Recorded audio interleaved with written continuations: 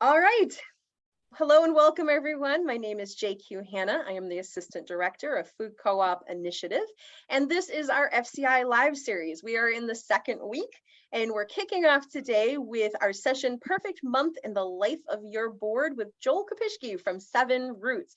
This is a topic it seems nobody can get enough of. When we ask you guys, what do you want to see more sessions on during FCI Live? What do you want to see us talk more about? Again and again, it's how do we make our board function better? How do we set up systems so all of that is easier? How do we recruit people? How do we board, governing. While it may not be what is considered the most exciting part of organizing your co-op, clearly it's one of the most critical. And Joel is an expert in this area, has worked with numerous startup food co-ops as well as many actual established food co-ops in governance work. And I'm going to turn the floor over to him. So glad you're here, Joel. Thanks. Welcome, everybody. I am so glad to be here. I am a governance nerd, so I love talking about this stuff. Let's start with a couple introductions. I am part of 7 Roots. And 7 Roots, we do design and operation support for food co-ops and other community-driven enterprise. We're here because we believe in healthy food access, community ownership, the co-op model. We're a proud worker co-op. We've got folks on our team who do store planning and design and programming, equipment specs and interior design and operations and all that kind of stuff to build the grocery world. We've got Heather here who does marketing and branding, among other things. And I live in the governance and leadership facilitation sort of space. And I accidentally found my way here. Once upon a time, I accidentally got elected to the board of directors of my local food co-op. So some of you might be nodding your heads and understanding of that. I knew I was running, but I really had no idea. I'd never served on a board before, and any kind of board. And so I showed up for my first board meeting, and it's like, well, I don't know what this is supposed to look like. But within 5 minutes, I'm like, I know, I recognize dysfunction when I see it. And then in a few months, it became clear that I was going to be the next board chair. And I said, oh man, what do I do now? And my GM, Pam Maynard at Outpost, gave me Marilyn Scholl's business card. And I called Marilyn, and Marilyn came in and did board education, did training for us, facilitated retreats, mentored me, and I got pretty good at this stuff and found I really like it. So when CDS Consulting was formed, I was slowly backing my way out of board work at Outpost, and Marilyn called, and I eventually joined up with them, went and studied policy governance with John and Miriam Carver. I've worked with a bunch of dozens of co-ops around the country, including startups like Friendly City and East Aurora. I've taught foundational governance. I've presented on governance topics with JQ even. So I've done all that sort of stuff. So it's from experience that I say, in answer to the question, how do we make our board work better? Well, I used to teach as part of my leadership training that leadership is really easy. The only things that can really complicate good leadership are if you have to get things done and if you have to do it with other people. So otherwise, super simple. So that's all we have to cover today. So a perfect month in the life of your board. Let's dig into it. There's the 7 Roots folks I was talking about. Nicole, Heather, me, and Kevin. This is what we're going to cover today. So be sure that at the end of this, we should be able to better understand the monthly workflow of board work, how to execute the elements of ongoing board work, some tools and processes to support that ongoing board work, and how pre-planning keeps the board operating proactively and efficiently. And there should be plenty of time for Q&A at the end, but feel free to put stuff in chat as we go. I might tackle it in the moment. I might put it in the bike rack and come back to it with general Q&A or on a later talking point. All right, what's a perfect month? This was what was in the blurb. We said, okay, the meeting goes great. Everyone was prepared. Everyone had plenty of time to prepare, to review all the thorough information provided. The committees did their work. They communicated their updates and in a timely manner. The agenda covered all the important and urgent things. The board made well-informed decisions. We had great conversation. It was lively and respectful. The board meeting was efficient. We finished a few minutes early. Anything else that would make a perfect board month, you can put it in the chat. If there's anything I missed there, see if we can cover that. What else would go into a perfect board month? Snacks. There you go. All right. That's a good one. Yeah, we had good snacks at the meeting.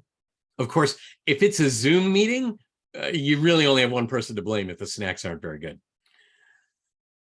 So, all right. So let's take a look at this month. So I broke it into the stuff that happens before the meeting, the stuff that happens during the meeting, and the stuff that happens after the meeting. So before the meeting, we've got agenda planning. So what does that look like? Well, ideally, it's going to be based, your monthly agenda is going to be based on an annual calendar. So you already have sort of a meta agenda blocked out for your year. So so then you don't have to think of, oh, what's October, what's November. You've already thought about that with plenty of lead time. I can't tell you how many boards have election stuff sneak up on them. Oh, we've got to put the blurb out tomorrow for, to let people know to submit stuff and all that sort of stuff. If you've got an annual calendar, you just slot that stuff in, and as long as you're checking that, because it's probably, literally, it could be 6 months out from your elections where you're doing the first thing, where it's like, all right, let's get the first article in the newsletter to ask, things like that. So plan that stuff out well in advance. And then you're also slotting in other stuff into the calendar. And we'll take a look at an annual calendar just briefly a bit later. And then as you're putting together the agenda for the month, you're dealing with, well, what's the most urgent and what's the most important decisions that the board needs to make at this point in time. So great. So we plan that out. And then there's probably also some educational stuff that your board is doing at the same time that may not be directly driven, may not be directly tied to a decision point. Great. So we've got our agenda. Then we create a packet of information. So this is all the stuff that the board members need to review and prepare to come to the meeting so that meeting can be awesome. So it's going to have the minutes of the last meeting that have been, reviewed already. It's not the first rough draft. It's been reviewed already. Probably the secretary has sent it to the board chair, or if you've got an executive committee or something, it's gone through one level of review already. So we think it's in really good shape, ready to be approved. Then we're going to have some written reports.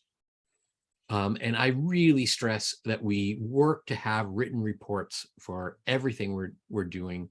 Eventually, you're going to have written reports from your GM on the operations of the co-op, and you definitely need that stuff to be written. You don't want an oral report on that.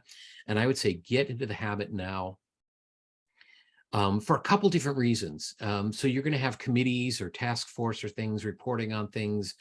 And you want people to have time to digest the material and not necessarily have to think about it, act on it immediately once they hear it. How many of us have heard something, heard an idea, not necessarily related to board work, and thought, oh, that's a great idea. And then woken up the next morning and went, wait a minute, what about, and that's what we want to leave time for. We want to be sure that people have time to really digest things. Some people process information better by reading than through hearing it. I'm one of those people. So I wear hearing aids, and it can be tough for me to process all that information in the moment. And some people are like, oh, it takes so long to write up those reports.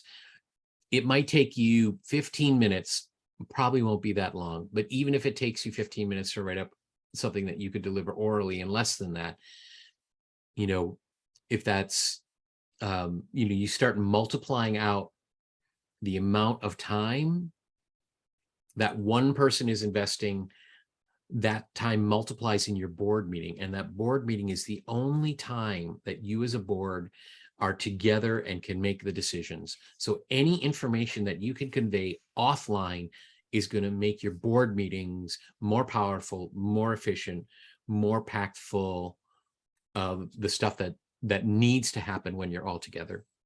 And Joel, then lastly, Court. Yeah. Joel, I have a kind of a, I think now question. Could you put it in the chat, Woody?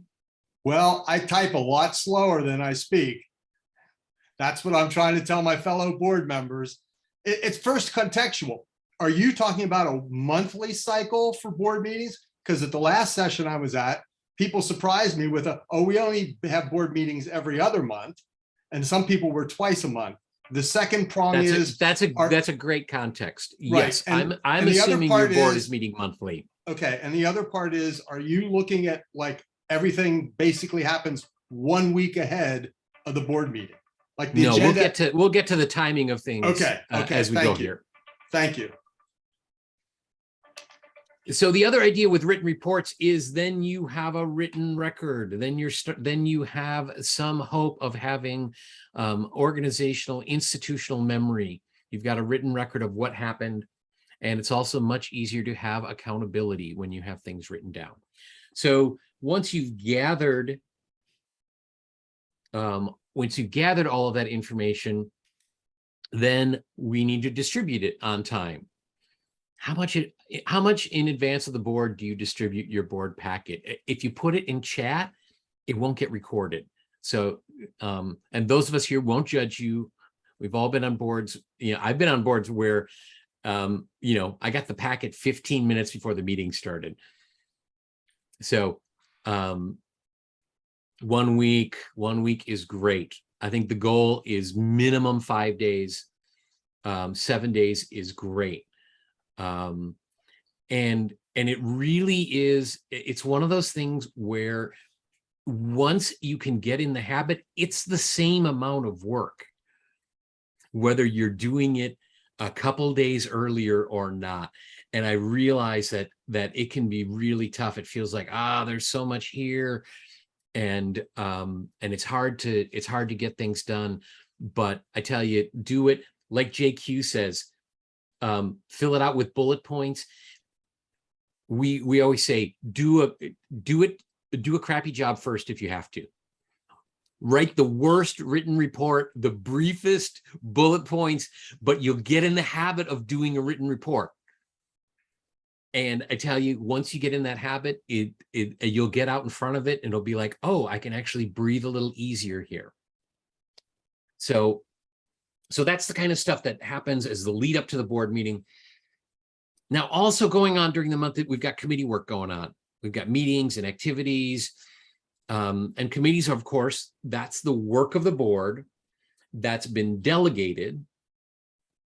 And we can think of the board meeting as the accountability point for that work that's been delegated. So that's why I decided to put it in here before the board meeting.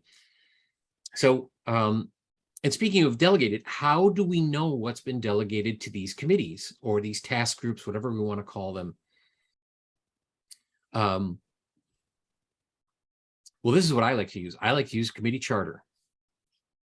And here's a template for one.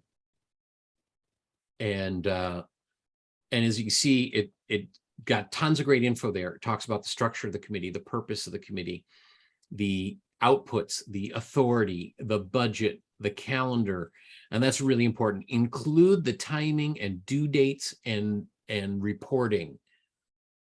For example, down here, if you can see it in the smaller font, a written report monthly delivered to the board secretary 6 days in advance of the board meeting. That might be what you ask of every committee. And like JQ said in the chat, it's more important to keep everyone to the commitment to report on time first and then improve the reports. That is such a great skill to build up and a habit to build up with our boards. So that's kind of what I think about as the stuff that's happening in the run up to the board meeting. So we've got our agenda, we've got our all of our written reports and all of our info for our packet, and we distribute that. And with that packet information is included all of the committee work updates. So, yep, using those online tools is great. Also, I'm seeing in the chat, if everyone is comfortable with that, I say that's something that's really good to invest in. Get people comfortable with online tools, whether it's Google Drive or Dropbox or something like that, Google Documents. So it's really good to have a central storage place and a place where people can access things. So now we get to the meeting. So, all righty. Again, preparation for the meeting is going to matter. So be sure that we've got everything we need, that that facilitator's ready, that you know who is going to be there, or if there are people who are not going to be there, you know that. Be sure you've got a space that is conducive to a productive meeting. I've seen boards try to meet in a coffee shop where it's noisy and or other situations. If you're doing Zoom, be sure you've got the technical expertise you need to run a Zoom meeting well. And again, that's something that's worth investing the time and energy into doing right. And then the actual agenda itself. We talked about agenda planning, but we kind of skipped over what that's going to look like. So let's dig into that a little bit here. So at the beginning of the agenda, again, the bulk of the agenda is going to handle the urgent and important items, but at the beginning, we want to set the tone. A lot of boards, they might read their end statement, or if they don't have an end statement, their mission statement, or some other statement that reminds everyone, oh, we're all here for the same reason, and we're all here to do this good work. So even amidst, if there are contentious conversations that might be coming up in the meeting, we all remind ourselves that we're on the same team and we want the same outcomes here. So we set the tone. I always like to have a personal check-in, just a quick check-in, maybe 30 seconds max for each person. We go around, we invest a couple of minutes, we all check in as human beings. There's something going on in our life, we know what's up. So everyone knows, okay, if Joel is a little, if he's not as kind tonight, he's a little short with his answers, we know that he's under a lot of stress, he's worried about a sick loved one at home, whatever. We can do that. And then it's also easier for me when I check in, it's easier for me to set that aside for 2 hours or so. So we may have guests at our meetings, and it's great to have people who are interested in the co-op and interested enough to show up, and guests can derail our meeting. The board meeting is there for the board to do its work. It's not necessarily an open forum. So I developed a guideline for guests at the meetings. So I've got a little tool here, and it's a template that I've shared before. And if you want it, you can toss your email into the chat, or and we'll get that out to you. There's a couple of resources that I'll be sharing here. And what this does is it sets, first of all, it sets a context for guests. It says, well, this is what the board meeting is, and this is what it's for. So if they're thinking it's something else. So we make time to hear the guests, but we don't turn our agenda over to one or two people who might feel very strongly about a certain topic that the board may not feel is the best use of its time that evening or whenever that meeting is. So great. So moving on, what else is in our agenda? I really recommend the use of consent agenda. If you're not familiar with that, basically there are some things that can go on the agenda, and just the fact that they're on there and no one asks for them to be reviewed, they are automatically approved. And usually you only use that for small administrative things like approving minutes, accepting committee reports, things like that. These are small gains in our time, but psychologically, it really helps make efficiency and preparation kind of a hallmark of your board, and really starts to instill that in your culture. And we could do a whole hour on board culture, but setting up that kind of efficiency and preparation on your board pays dividends over the long run, because there might be people that you want to come serve on the board. And if your board is inefficient and unprepared, folks that you think would be great for your board might show up and go, oh no, pass. But if you've got a board that is really prepared and efficient, and that person comes in and they go, oh, okay, this is run well. They're talking about good things. Fantastic. I would love to be part of this. So culture is really important as well, even though it's kind of a sidebar to what we're talking about today. One thing that I really, really like to stress on agendas is we don't have topics, we have outcomes. So we're not going to put the annual meeting is not going to be a topic on the agenda. Now, it might be decide the date of the annual meeting, or decide the agenda for the annual meeting, or there could be lots of decisions around the annual meeting, or it could be discuss and debrief the annual meeting that just happened. That could be too, but we're going to focus on an outcome, usually a decision, but sometimes it's an exploration. And that way the conversation is focused. That way it's not annual meeting and everybody wants to talk about whatever they can think of that's related to annual meeting. It keeps the conversation focused on that outcome. And we know if we're prepared, and we know when we're done. So that's really great. Keeps us on track. So use outcomes in your agendas. And then another big thing is, as we go through the agenda, is the facilitation. So, think about what are the goals of good facilitation? What would good facilitation look like? What would good facilitation give us? Well, it gives us, I think, efficiency. It gives us balanced voices in the room. It keeps us focused on the conversation, on the topic at hand, and the outcome we're driving for.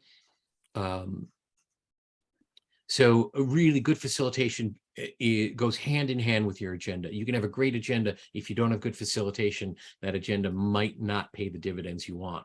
And again, you can have a good facilitator, but if your agenda isn't well focused, you may not have a great meeting either. But again, if that agenda is outcome focused, your facilitator can really help you skip lots of related but unnecessary conversations. So let's take a little detour and talk about facilitation for a second here. Your facilitator is probably someone on your board. If you have a local person who's not on your board, who's a good facilitator, I've seen that work well for boards.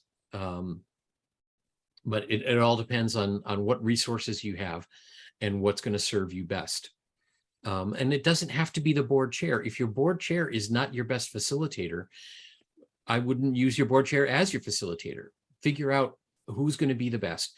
And if your policies or your bylaws say the board chair facilitates, then I recommend you change that language to something like the board chair is responsible for good meeting facilitation. And then that way you have accountability, but you aren't necessarily dictating which person has to fill a role, because they might have everything you want of a board chair, but not the facilitation piece. So, so again, the facilitator is not the board police. Everyone is responsible for group conduct. So that means someone taking up too much space, someone speaking disrespectfully, someone speaking off topic. All of those things are group conduct, and everyone is responsible for that. We don't want to make one person play bad cop. We want to support each all. And it's not about, shutting down Joel on Joel's passionate topic. It's about being sure that the board can do its work and has time for the discussions that the board needs to have, that the board has decided are highest priority. So if we remind ourselves of that, then it's not personal, it's behavioral. As individuals, we should all have the skills of stepping up and stepping back. So we should be able to be good advocates for what we believe in, and then we should be able to step back and hear the other advocates in the room speak to their points, the ones that agree with us and the ones that don't.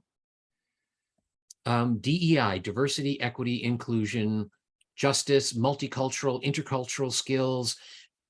This is all to ask the question of, do we have diverse perspectives in the conversation? Is our membership represented in the boardroom, in our leadership? Are we inviting in and centering traditionally marginalized voices? So be sure that that is something that you have in your facilitation and frankly, all through your organization. And in a similar vein, be sure you're making room for the introverts. So when I first started facilitating, it was like dinner. It was like family dinner. Whoever was the quickest and the loudest. And after a couple meetings, someone pulled me aside and said, hey, we've got really smart people in here who don't jump into the fray. We need to make sure they're heard. And I'm like, oh, okay. So most of this stuff I learned by messing up. So be sure we're hearing from the introverts. And again, that's part of the step up and step back and being sure that people are not taking up an inordinate amount of space, and that we're hearing from everyone. And then timekeeping. Have times assigned to your agenda. It's tough to get it exactly right, but decide, you know what, this is worth 15 minutes of our time. And if we've got an outcome and we haven't gotten to that outcome within 15 minutes, well, then we make a conscious decision. We don't just go for a half hour and then see what happens at the rest of the board. We stop and we go, okay, are we going to take more time here? If so, are we going to table it?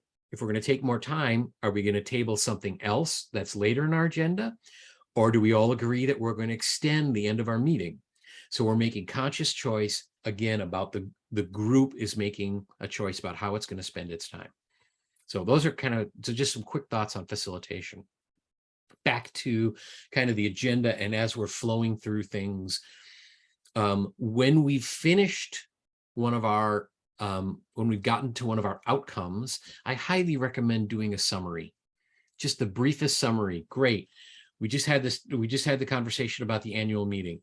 Quickly, let's take 30 seconds and summarize. Okay, we decided it's going to be January 4th.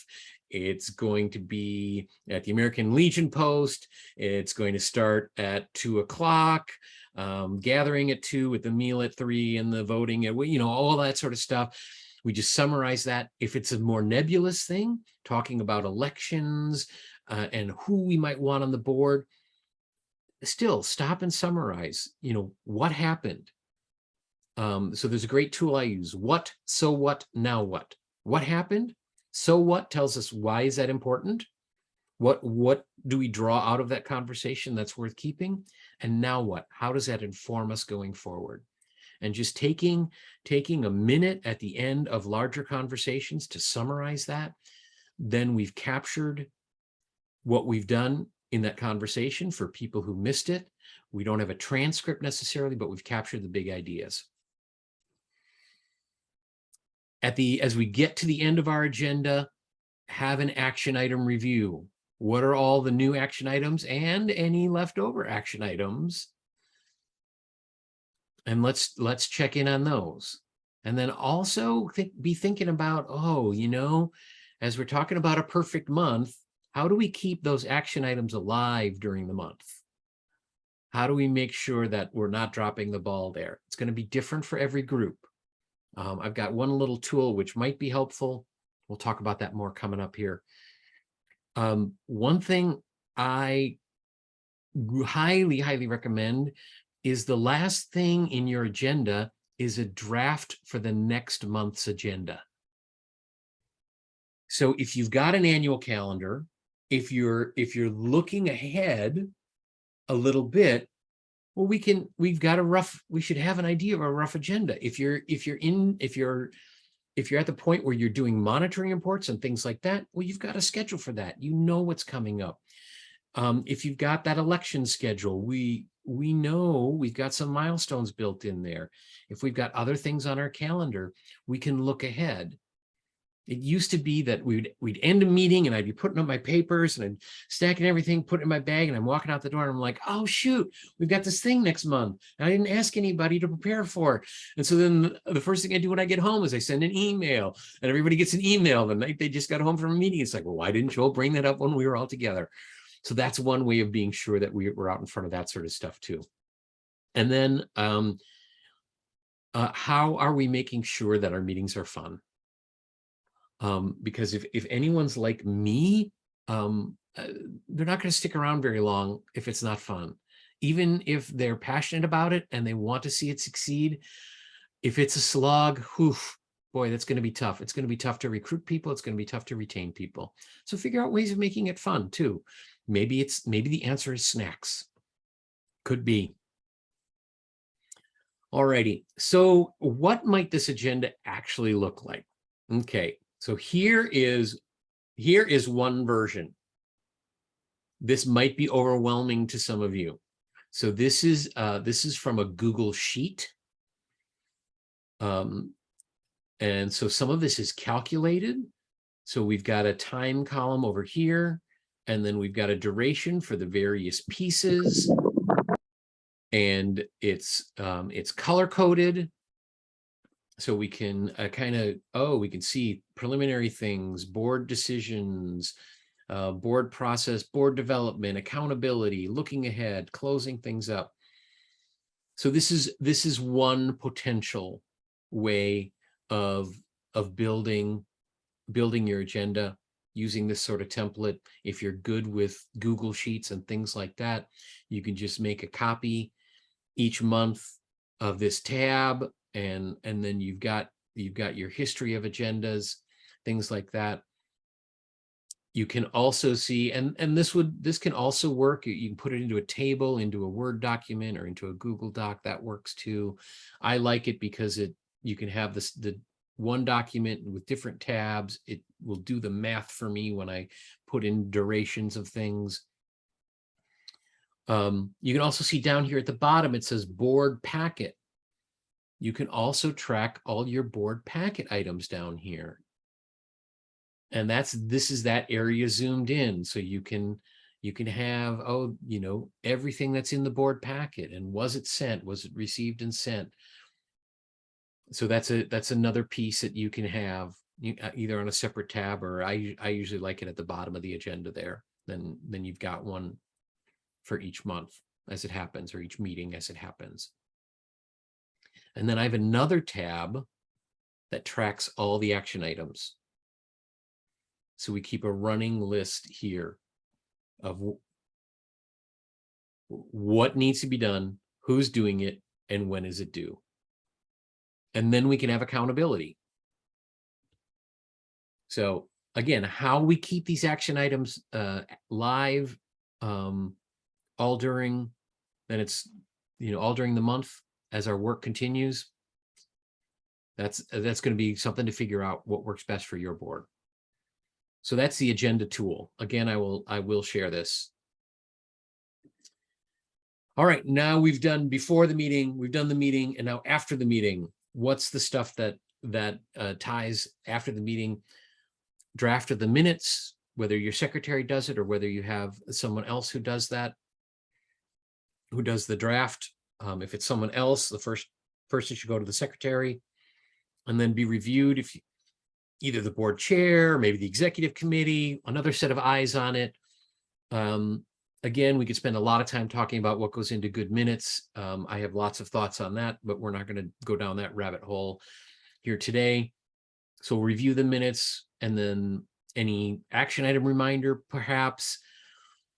And then we go back where we started. And we're in the timeline for before the board meeting, for the next board meeting. We just rinse and repeat and keep going there. So that's kind of the stepping through of the month. Now let's do a month at a glance. Okay, here's a monthly workflow, again, in a Google Sheet. And this might be overwhelming. There's a lot of text here, but essentially all it does is it's got the action items, it's got the list of your meeting dates. And when you plug in your last meeting here, if you can have this set up with the right formulas. Once you decide, oh, when do we want the executive committee meeting or the minutes for the last meeting input and the agenda set or agenda requests, all of that stuff. Once you decide all of that stuff and you can see the numbers here, it'll just populate these formulas for you through a formula, these dates for you. And so you can track everything this way in a sheet. This is a lot to take in right now. I don't expect you to like get the hang of this right now. And some of you are probably going to breathe a sigh of relief when I show you something like this instead. This might be easier for you to wrap your head around. Now, the problem with this is our months change every week. Our weeks change every month, the dates and everything.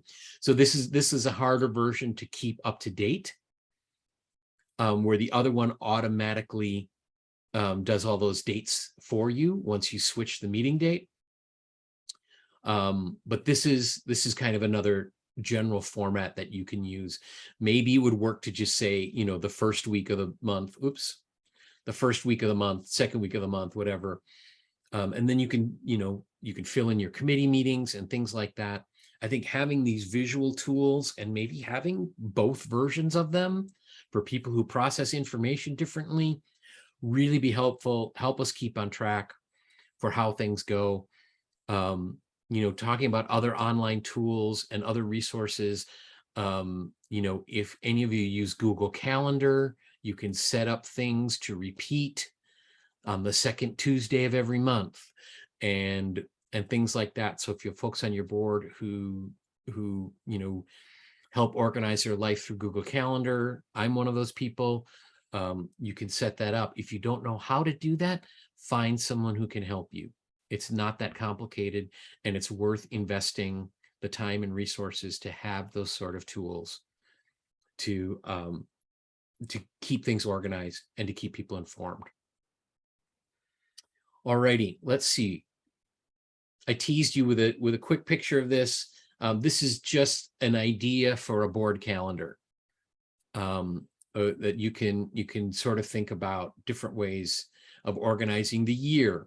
So on the bottom, there's some policy governance stuff if your board is at that point already. Otherwise, in the future, you'll have internal monitoring where the board is monitoring itself and then monitoring of operations going on. You can have a row for board education. Oh, new board training when we seated the new board. Board retreat, up and coming, look at that in September, put that on your calendar so you know that that's coming. Co-op month in October, those sorts of things, annual meeting, and then you can back out from that all of your election stuff, however many months you need to do that. And then other administrative items, you could potentially split this out into different categories. If you have I'm sorry, this one was member owner engagement. You could potentially split this out separately if that made more sense to you as well.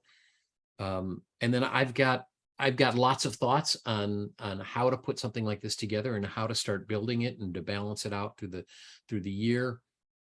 But working off an annual calendar makes that monthly calendar easier, and again, makes it easier for the board to not just be thinking of what's happening this week, what's happening in the next couple of weeks, but kind of lift your eye toward the horizon a little bit more and give us a chance of getting out in front and be more proactive, less reactive. So that's the annual calendar tool. And these are the outcomes that we were hoping for today. Better understand monthly workflow, execute the elements of ongoing board work, tools and processes for supporting that ongoing work, and looking at how pre-planning helps the board be proactive and efficient. Any questions? No? Okay, great, thanks. Yeah, any questions? I'll pop off the sharing here. I think that GE had kind of a question there in the chat. All right, yeah, I was having trouble tracking everything. No problem. He was talking about your workflow timeline. Yeah, and I think maybe the whole presentation, the question I guess I was asking, Joe, was that I think you were saying this, that planning can be, well, obviously everybody knows you need to have a timeline, or all organizers know that there's a timeline and there's deadlines and there's expectations and things you have benchmarks and, pre-proposal things, and all of those are time sensitive. But in the middle, actually, when I logged in, you were saying it almost looks like driving the planning, not just the planning, but the organizing can be done by using timelines to drive that. Is that what you're saying? I think maybe not drive it, but to certainly set those expectations in writing and allow us, by having those expectations in writing and having those timelines and knowing that they're going to be regular occurrences, really sets us up for the accountability that deadlines give us, and keeps us from having to reinvent the wheel. And I am terrible at keeping track of all of this kind of stuff. That's why I built these tools to help myself keep track of all this stuff and to communicate it with everyone. So I'm just like, well, how do I do this? And I'm inherently lazy. So that's why I use something like Google Sheets, where I'm like, oh, if I just change the meeting date, I can write formulas and it'll populate all the other deadlines based on the meeting dates. So I can apply my laziness for, use that power for good instead of evil. So that's how all these tools got built. And granted, not all of these tools might not work for everyone, but I really encourage you to embrace as many of these as you can, or your own variations / improvements on them. Because the more you can organize your work, the more you can focus on the meat of the work and not have to focus on all of the organization and structure and details. You've got buckets to carry that for you, and then you've got more energy and time and focus to really dig into the meaty questions. Can I ask a quick follow-up question? I realized when you're saying that I think I get what you're saying, but maybe I never thought about this, that when you can see the time ahead of time throughout the whole year, and then you see different, like a reoccurring meeting, for example, it kind of limits. And these are helpful limits and parameters or guidelines for what kind of work you can do. Instead of just imagining that you could just do everything that you really can't do, you can say, like, well, we have a month, or this week is the week that we're supposed to be in the planning week, or using the color charts that you're saying. So then if it's not happening in that week, it's not happening. So you have to change what you're doing. Is that what you're saying? Well, I do think it helps us to prioritize. It's much easier to prioritize with perspective. When things are happening and things are happening soon, it's like, oh, the things that are supposed to happen soon feel like they're the most important. But if we're only handling the things that have to happen right away, then, you know, it's like, oh, we're never saving for a rainy day. We're never investing in those longer term things that we need to be doing to really pay off. And that's where, you know, I just slid my chair back as a visual for myself, getting that bigger picture. We could go, oh, right, these are the big things that we need to focus on over these next months. And so then when something comes up in the meantime that feels urgent, yes, it might be urgent, and we're still balancing it with the importance of the long arc work that the board needs to be doing and the organization needs to be doing.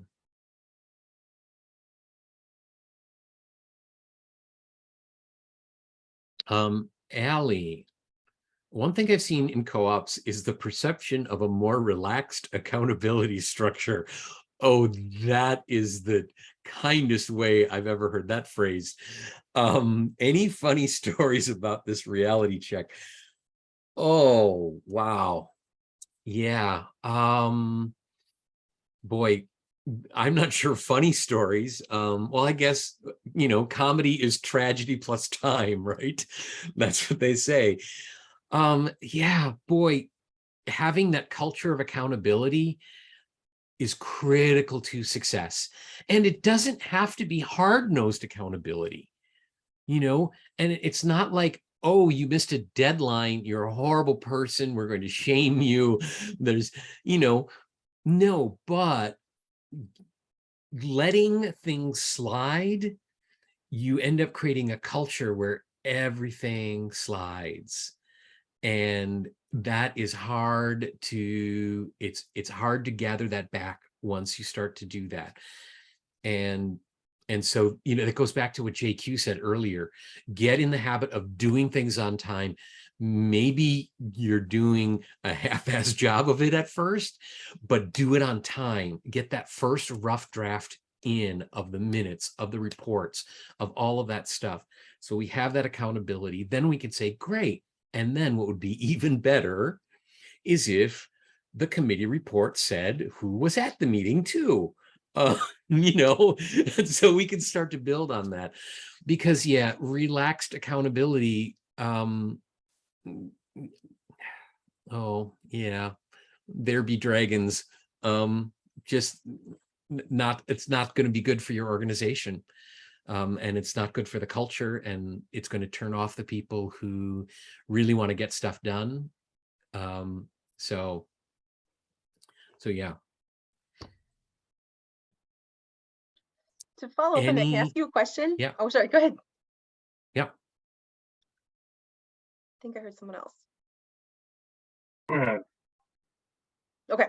I guess I'll go ahead and say then, I guess my follow-up question would be, sometimes you have people on the board who are extremely good doers. We have a lot of doing to do as working boards of startups, much more so than governing boards of open co-ops.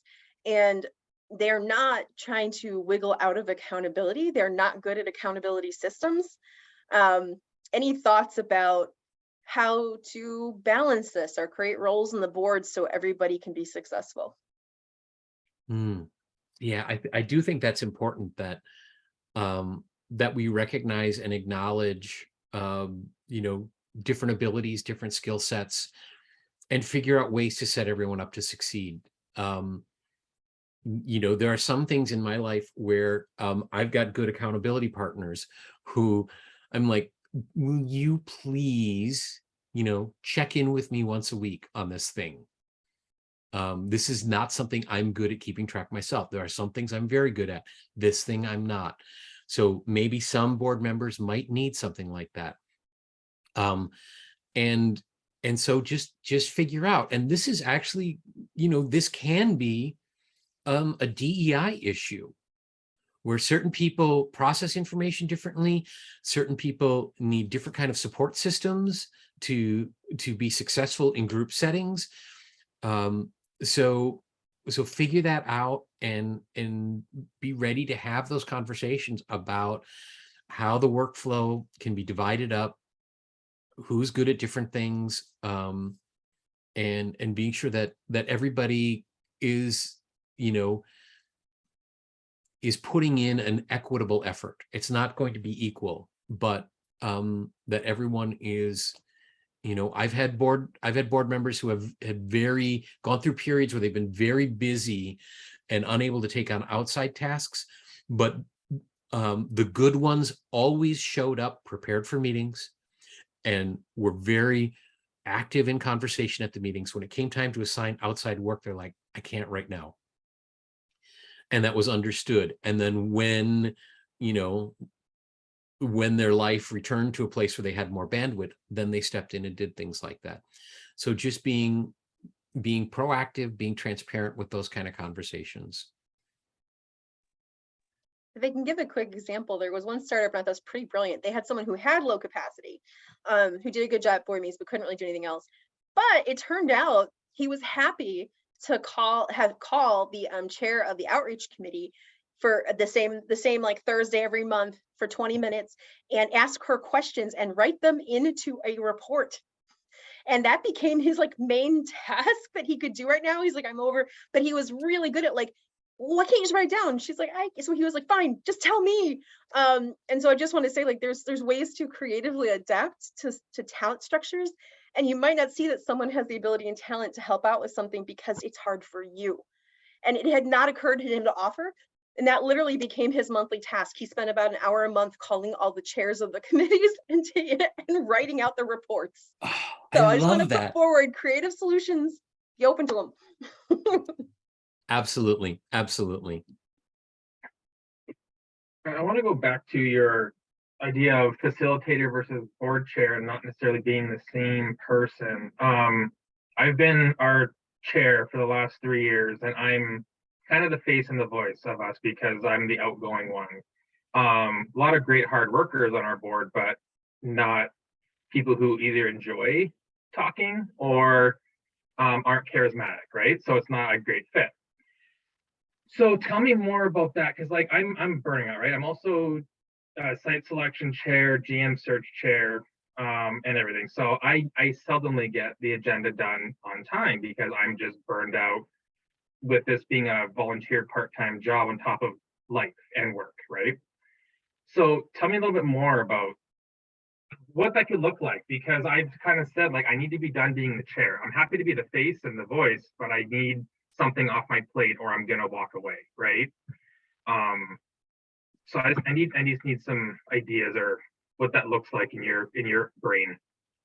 Yeah, well, it's going to be, you know, again, it's going to require a creative solution, it sounds like. I think what this, for me, I see the foundational issue as board capacity in general. Yeah. So the first thing that occurred to me is, well, let's talk about how we, you know, how we recruit for the board and spend some time with the board members and former board members talking about what they personally got out of serving and framing it in that way and thinking about, oh, what did I get out of my time on the board? Not necessarily what did the co-op get from me, but what did I get? And being able to talk about that. So when we're talking about people, it's not just an ask. It's a, hey, you know, this is an opportunity for you as well. And genuinely not trying to entice them in. And so really thinking about building up the board capacity. And then when there's capacity, then we can, you know, then whatever you've got there, you can see how you can start delegating it. And I really think it starts with that transparent conversation of, folks, I can't do this. I can't do all of this. We need, you know, we need people to step up, and that's going to require, if that requires people who aren't in this room yet, then we need to start having those conversations and getting those people in the room, or seeing if we can get the resources, because some of these things could be handled, could be outsourced. You know, a few of these things, you can't outsource board work, but you can outsource a facilitator, you can outsource a note taker. Those are a few of the things that can be outsourced. So yeah, those are my ideas. If there's other ideas here in the room. So would you say would you say the chair would like still create the agendas and all that kind of stuff and work with the secretary, but then the facilitator could just run the meeting? If that's what their skill set is that kind of one idea? Well, I think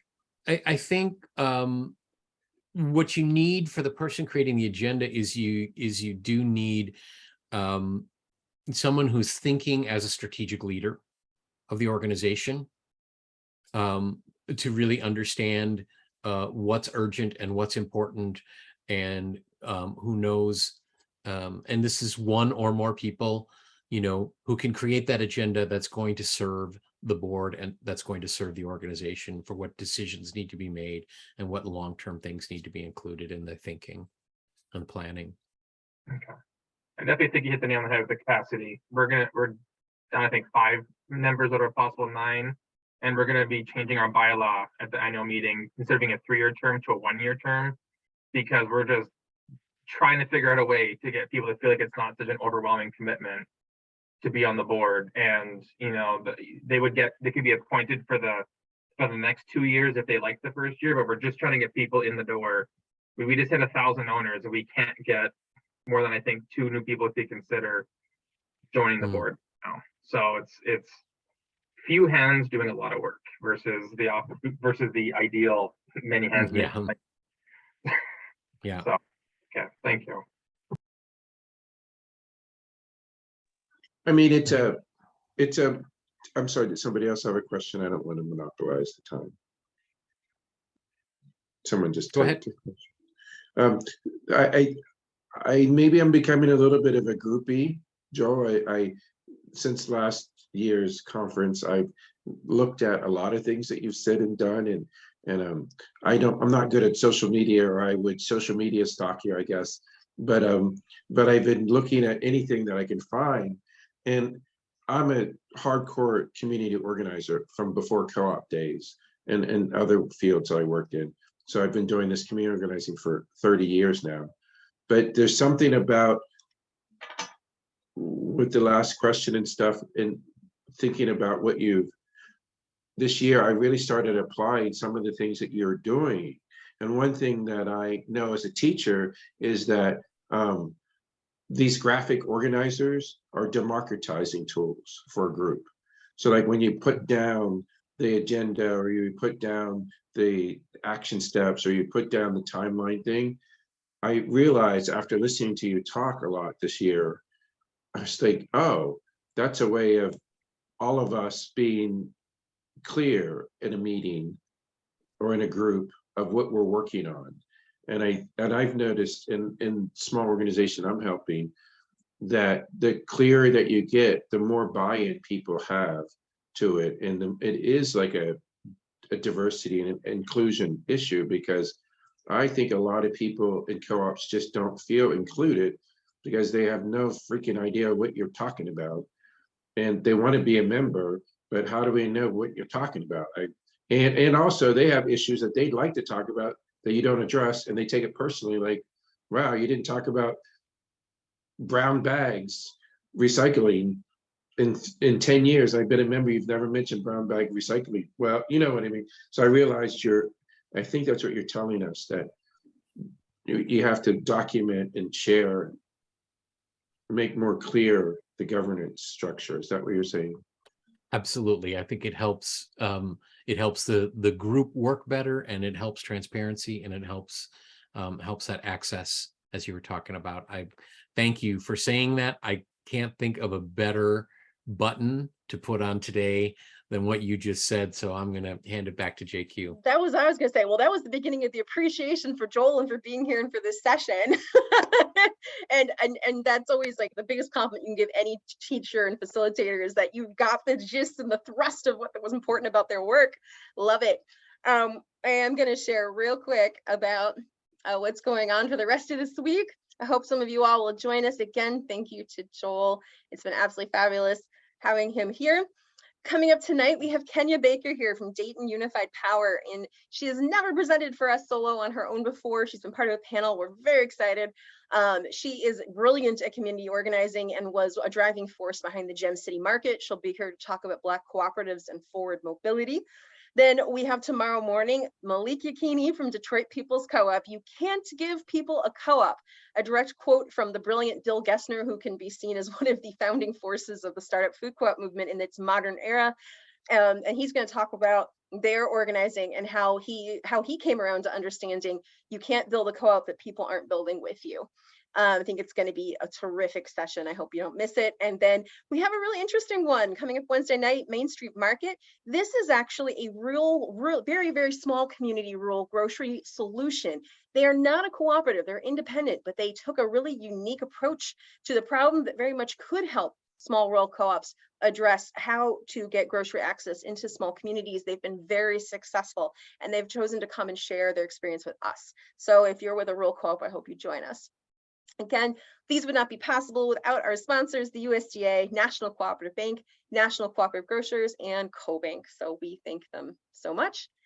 And I don't know, Joel, if you're willing to stay and chat people in a minute, or should we go ahead and wrap?